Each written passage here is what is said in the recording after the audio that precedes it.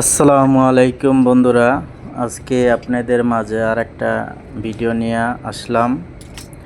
তো আজকে আমাদের অফিসে একটা কাটিং মেশিনের ম্যাগনেটের কাজ করার জন্য একটা চাবি বানাবো। তো এটা সব জায়গায় লাগে, মেশিনের ম্যাগনেট যেগুলো আছে কাটিং মেশিনের, এই ম্যাগনেটগুলা করার জন্য চাবি লাগে আর কি, চাবির মতোই। তো আমরা এখন ওইটা বানাবো। তো সেজন্য আমরা একটা প্রথমে প্লেটটা গার্ডারের থেকে একটা প্লেট কাইটা নিতেছি, দেখেন। তারপর একটা পাইপও কাইটা নিছি। তারপরে আমরা প্লেটটা মানে ফিনিশিং করে নিব। ফিনিশিং করে নেওয়ার পরে এখানে আবার পাইপটা সেন্টারে লাগবে। পাইপটা সেন্টারে লাগানোর পরে তারপরে আমরা এটারে এই কোনাগুলা টেপার কাটতে হবে, কেননা এটা যেহেতু ম্যাগনেটের উপর দিয়ে আটবে, তো আটার কারণে বাজবে, সেজন্য বাজলে ছিঁড়ে যাইতে পারে। এটার যেই ইটা আছে, ব্রাশটা আছে, এটা বাজবে। তো সেজন্য আমরা এটারে দোনো মাথা টেপার করে রাউন্ড করে দিচ্ছি যে না বাজে, সেজন্য।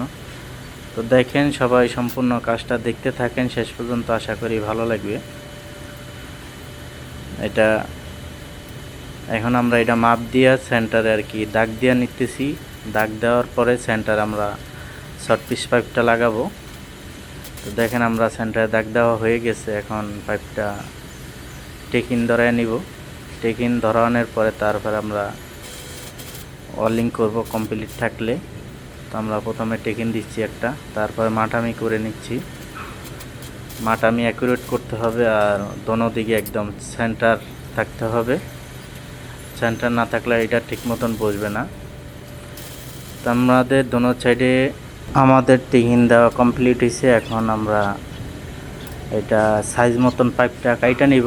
পাইপটা একটু বড় আছে, তো আমরা মাপ বরাবর কাইটা নিছি, দেখেন। তো তারপরে আমরা এটা পুরা বব দিক দিয়ে প্রথমে গিয়ারনিং পাথর দিয়ে গিয়ারনিং করে নিচ্ছি, গোড়ায় যে ওয়ালিংটা করছি।